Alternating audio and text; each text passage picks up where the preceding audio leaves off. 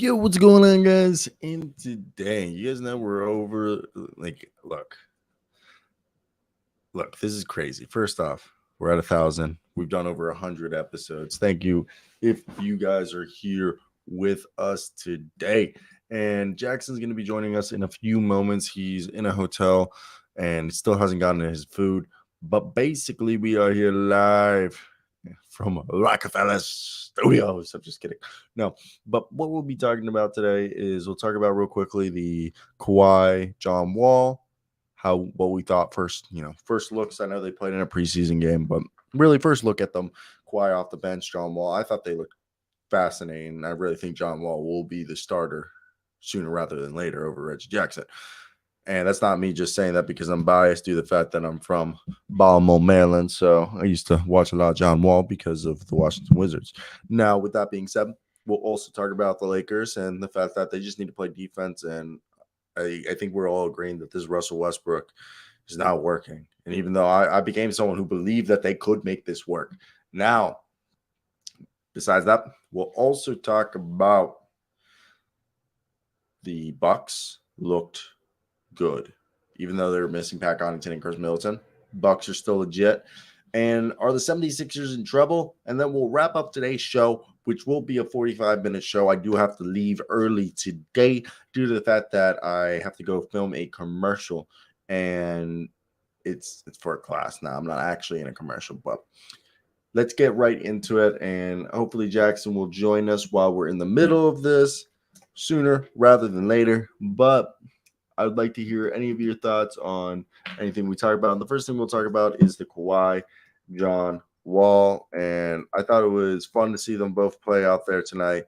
And that is due to the fact that, it seriously been a minute since either of them had seriously stepped onto the court. And I think this was just a good thing, something that we all had been waiting for. And if you're an NBA fan, you can't not like John Wall. So tonight we got to see, or last night we got to see the full scale team in there. And that is John Wall, Kawhi Leonard. And first off, John Wall had 15 points, Kawhi had 14, I believe. And Kawhi, was there some rust moments? Yes, but more often than not, Kawhi just looked like the guy. And he looked like the guy he was and still is.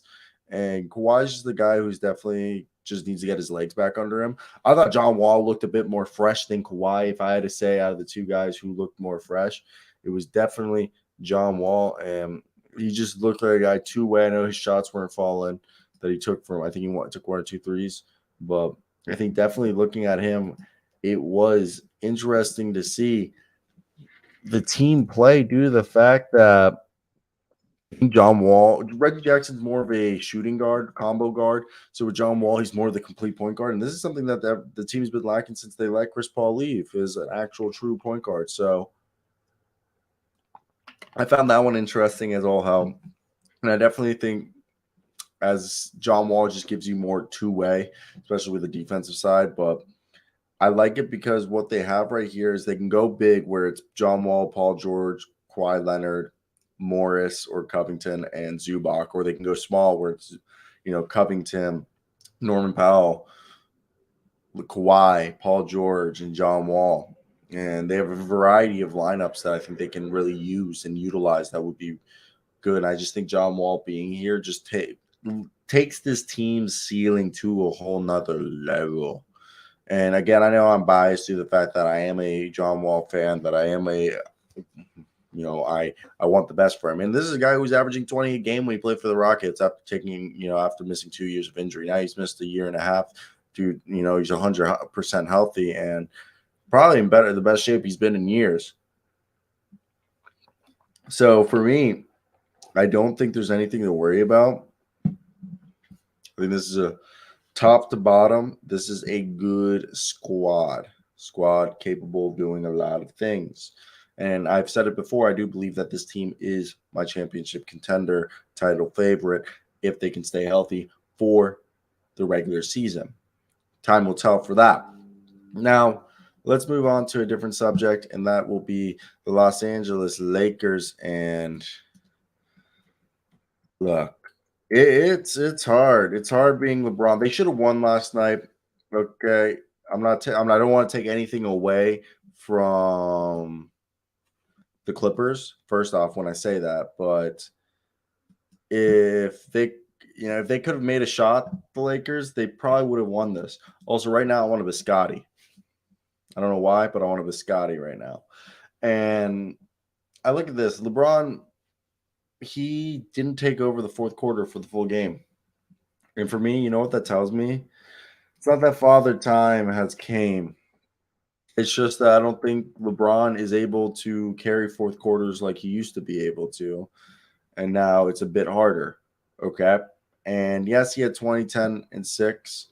But in this game, if LeBron had taken over the fourth quarter like he had done in the past, they would have won this game. But besides that, if somebody could have made a shot not named Lonnie Walker or LeBron James, and they weren't even shooting well. The Lakers shot 20% from three. I think they should just cut out their threes until they can figure it out. I think Matt Ryan definitely needs more playing time if he's going to be the only guy who can hit a three.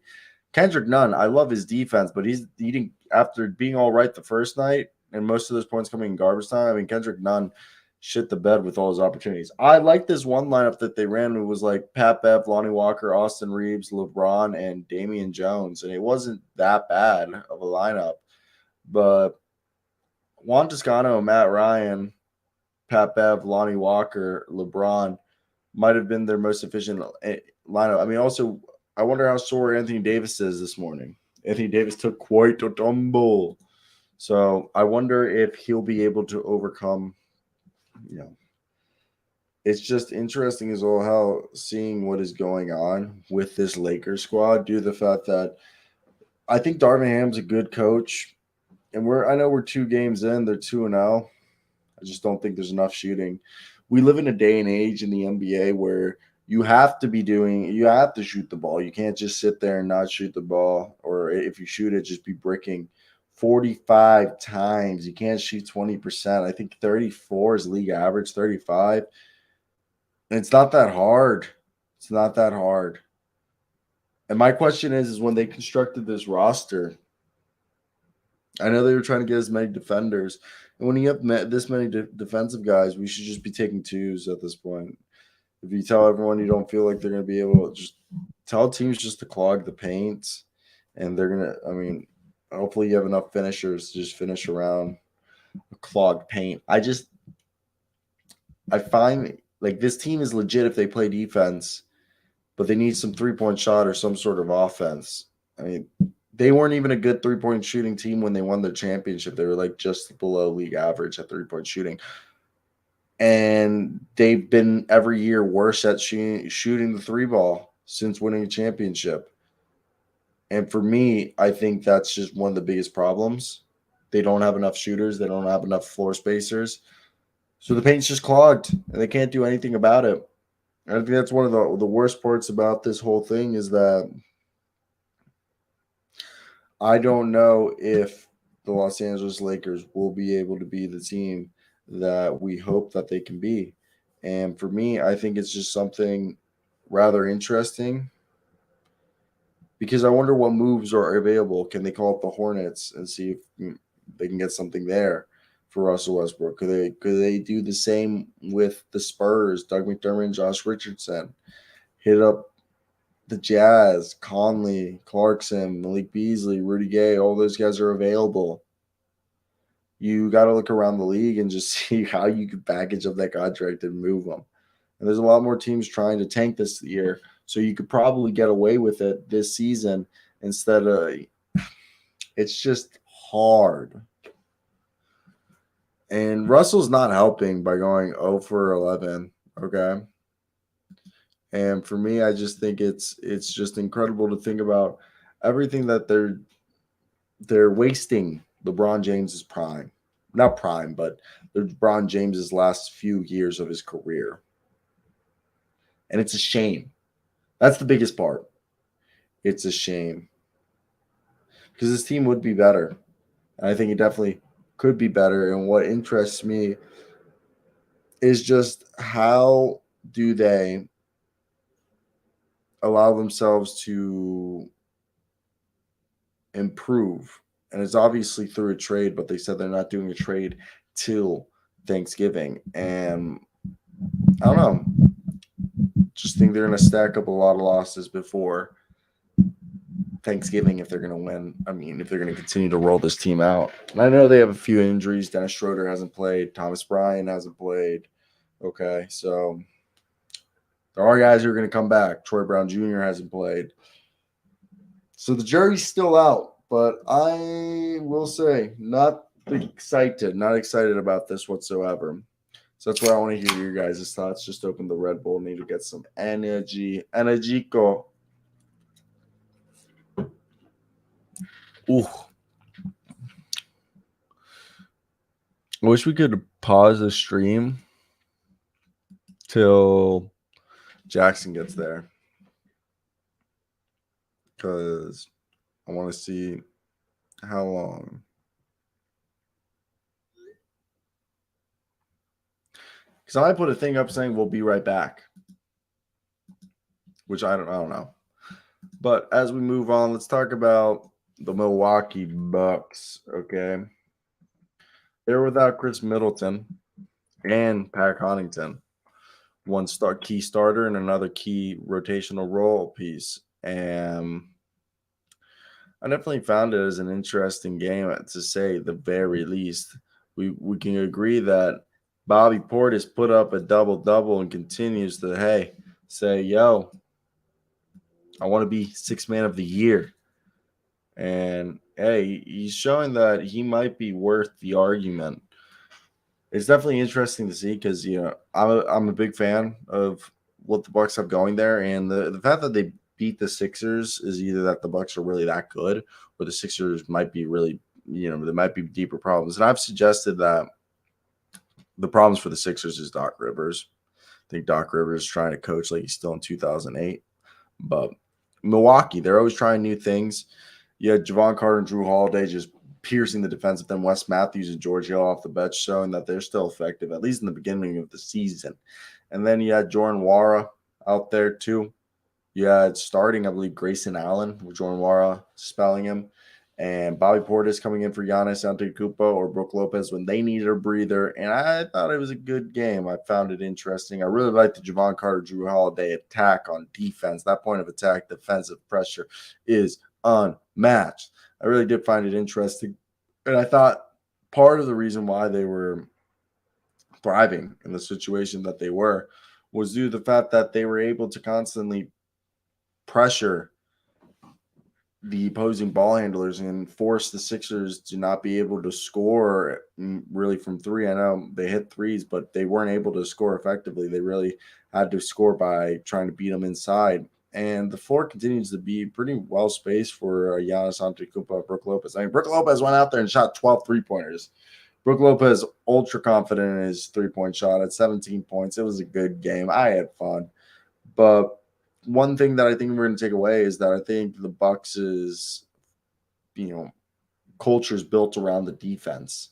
And we're seeing that so far with this season is that this is a team. No, it's one game, but even in the preseason, defense, even though they have some offensive players like Bobby Portis is bought in and playing defense. I mean, the man probably could have left and gone to a different team and gotten paid.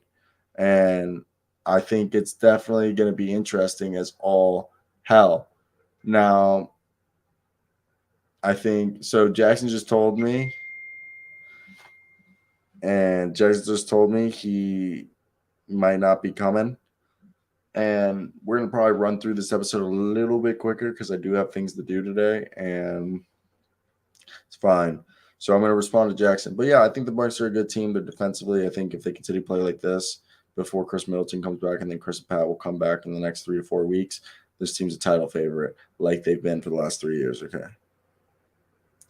Let me tell Jackson, it's okay. If you can't leave, I'm going to do a quick 30-minute show. I'm already on the Sixers. Talked. Bucks, Lakers, and Clippers. All right. So, yeah, just texted Jackson what's going on. So that's why we're doing solo. He's at a hotel, I believe. Honestly, I don't know where, but he's somewhere. And he's in a hotel. And I guess he's getting food, and he's been there for an hour and still no food. Not going to bother the guy, but thank you for joining us tonight or today. But and I know it's a low key, not a marquee episode, but let's continue, and we'll be talking about next, and that is the 76ers. This is a team that struggled. Let me put up a picture of them, and then we should be able to get into the matchups for tomorrow or for tonight and this weekend, and we'll go through those. Every single one, we'll talk about it. We'll talk about it with you guys, see what you guys think, and it'll definitely be interesting as all hell. So right here, I don't know. I'm trying to find a good picture of the squad, and it's always hard to find a good one that you like, but I think I found one, and here we are. Philadelphia 76ers. Are they in trouble? Are they in trouble?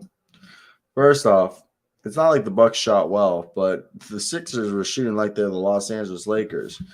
Joel Embiid and Tyrese Maxey had quiet nights. Joel turned the ball over a bunch. And Joel, just for the year, hasn't been spectacular. I'm not saying he looks sluggish or anything. It just looks like teams are being able to defend him a bit easier than they have in the past. Personally, I know Tobias Harris had a quiet night scoring-wise, but I think what I've seen from Tobias so far on the defensive end, Tobias is like reborn. All right, don't be surprised if by like halfway through the season, people are saying Tobias Harris is one of the most improved defensive players. Okay, and so Jackson's in Houston, and he has bad service. So we're gonna do a quick 30-minute episode. So last 12 minutes, we'll run through this. Now, Tobias Harris, quiet night, but he was literally all around. He had 9 points, 10 rebounds, but 2 assists, 1 steal, 2 blocks, was all over the stat sheet. But the problem is the bench isn't alive. They brought in all these guys. I think the starting lineup's fine. James Harden's fine, even though he looks like he's lost a step. But James Harden's fine. Tyrese Maxey's looking like he's taking the jump. Tobias Harris fine. PJ Tucker's doing his thing. Shots aren't falling, but that'll come around. I'm not worried about the starting lineup. It's right here. Daniel House couldn't get shit going. 4 points. Okay. DeAnthony Milton couldn't get shit going. Then they're not playing Matisse Thybulle. He's literally out the lineup because he's so unreliable offensively. Paul Reed's like the primary. Paul Reed and Montrezl Harrell are the primary backups for Joel, and Joel played 36 minutes. But when they took Joel out the game, they were playing PJ Tucker. It seemed like at center, or sometimes George, like Paul Reed or Montrezl Harrell. Like it wasn't great. Like I don't know. I just thought it was interesting as hell to see how they were doing this, and they still haven't touched Shake Milton and Furkan Korkmaz. I think they need to figure out the bench lineup. I think Montrezl Harrell or Paul Reed, they should decide who's going to be just the primary backup center. Don't think they need to rotate it. Montrezl is more of the offensive rebounding, while Paul Reed's a more all-around guy, but he might not be ready for the big moments. I just think the bench is the problem that's held this team back. Seriously. I think the bench has held this team back, and hopefully they can change that, and this isn't something that ends up becoming a trend for this team.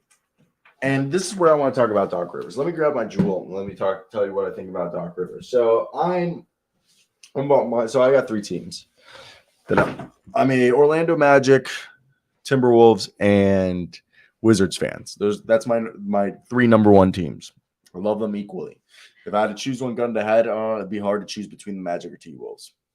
But my dad's a huge Boston Celtics fan. He went to school in the 80s in Boston, like college. And I grew up watching a lot of Boston. My first championship, I remember, 08 championship. So, the Boston's, if anything, is going to be my 4th team, outside behind Magic, T-Wolves, and Wizards. And I think when you look at this team, I think Doc Rivers continues to go like, we're going to do the formula that worked for me in the past. And he did this with the Clippers too. I'm going to coach this team like it's, I'm going to continue to coach this team, which is they play slow. They play so fucking slow. Dude, so slow. So slow. It's like Doc Rivers hasn't understand pace and space, and I'm pretty sure we'll fact check this right now. But Brett Brown, okay, took this Sixers team farther in the playoffs than Doc Rivers. Okay, like I think Brett Brown is a better coach in the modern NBA. Okay, conference semifinals in the year that the Raptors won. They lost to the first round. Okay, and then Doc Rivers has coached the Philadelphia 76ers since 2020. This is what Doc's third season. And Doc, yeah, he's coached the Magic, Celtics, Clippers. So this is his third season with the 76ers. And in his so they've gone to conference semifinals every year for the past basically the last 5 years. They've gone to the conference semifinals 4 out of the 5 times. They've lost in the first round once. And I think it's like definitely interesting as hell because it's thing. And 1 second, my girlfriend just texted me.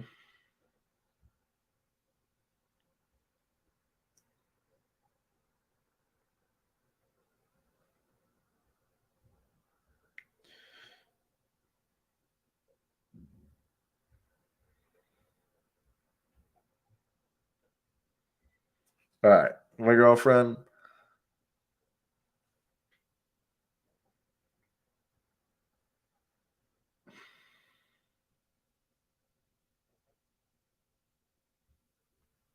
So my girlfriend asked me lo mein or egg drop soup. I said egg drop, and she goes, "Really?" And then I said, "Actually, lo mein, you had soup for lunch." I forgot, but egg drop is so good. That's why I said it.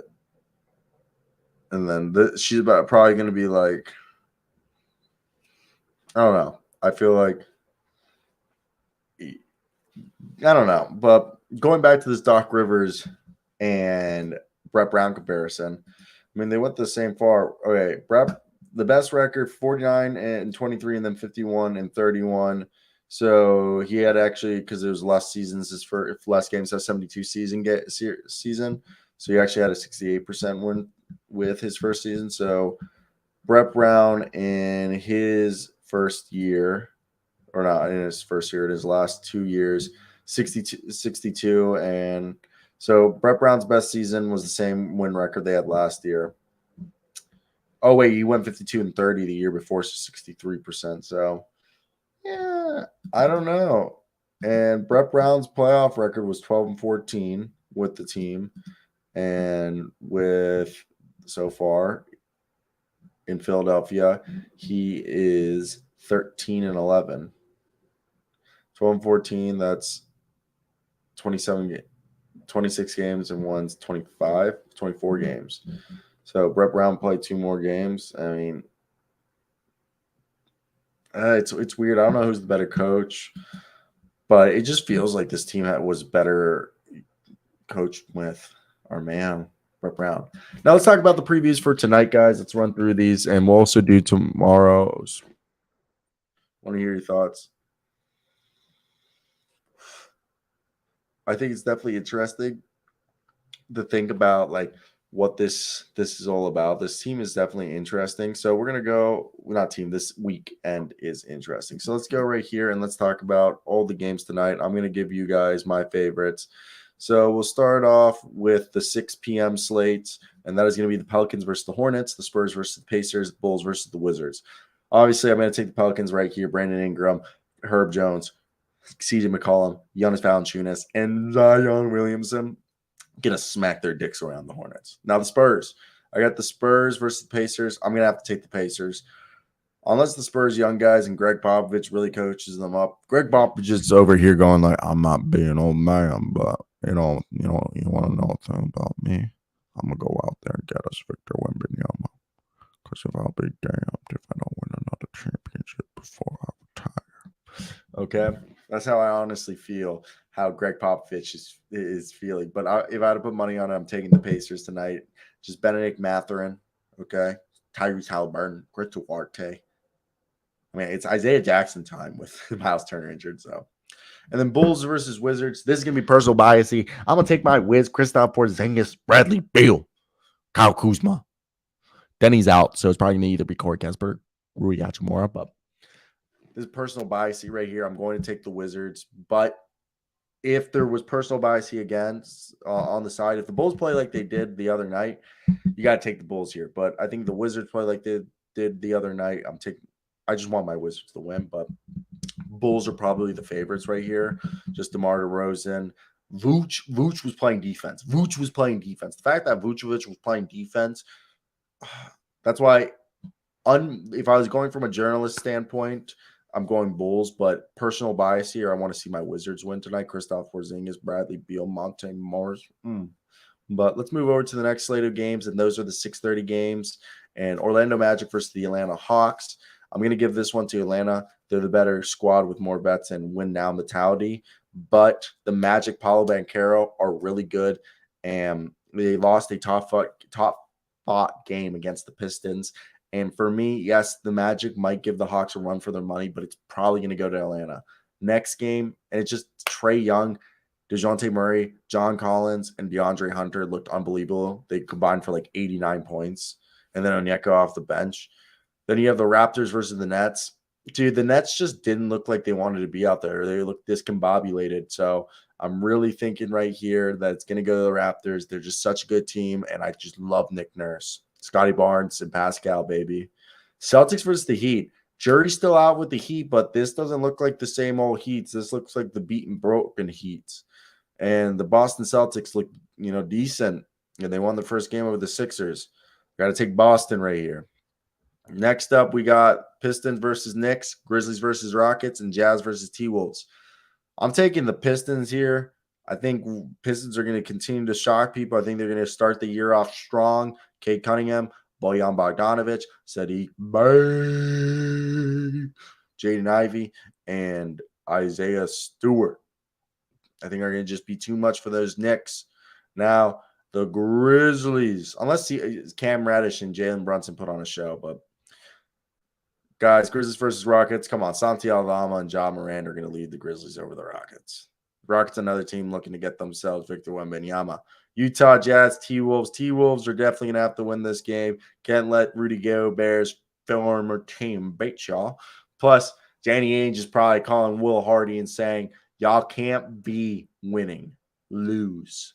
If Colin Sexton has 20 points again, I'm freaking trading everyone tomorrow morning. And to wrap up tonight, it's going to be the Nuggets versus the Warriors and the Suns versus Trailblazers.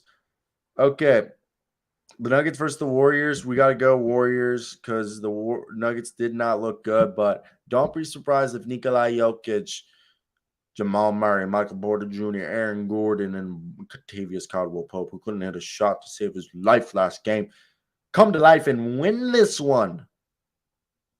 But the Golden State Warriors are the overwhelming favorites. I'll be watching most of these games tonight on NBA League Pass. But go with the Golden State Warriors if you're putting money on this. Let's be honest, not the best. And then to wrap it up tonight, also at 9 p.m., will be the Phoenix Suns versus the Portland Trail Blazers. And I'm really going to put my money on the Portland Trail Blazers. They're playing defense. Josh Hart, Jeremy Grant, Anthony Simons, Damian Lillard were all dogs. I know Joseph Nurkic looked a little slow, but Drew Eubanks is out there behind. But Shaedon Sharpe, oh, baby, this guy is legit. Having a good start to the year. So, yeah, if you're watching on ESPN tonight, I think the two ESPN games are the Boston Celtics versus the Miami Heat. And then at 9, there's the Nuggets Warriors. You know me, I'll be bouncing between I'll probably start Bulls, Wizards, then watch some of the Spurs, Pacers, then some of the Pelicans, Hornets. I'll bounce around. But, yeah, short little episode today. Got to do shit, life. Also, while I'm watching these games, I'm going to be finally writing my statement of purpose for the University of Miami and Arizona State. And then I'll also write the other ones. But I hope you guys do enjoy today's stream. This is the NBA show. If you guys did enjoy it, be a friend, tell a friend. I know Jackson wasn't here, and I'm a bit boring. And it is weird just talking for like 30 minutes into a microphone by yourself. It's not weird. You get accustomed to it. And I want to do radio. But most of the time when you do radio, you got other people sitting there, so you're not like just sitting there bored out of your mind. And yeah, so most people, I wonder really. I wonder. But either way, I hope you guys do have a great day. Goodbye. Be a friend and tell a friend.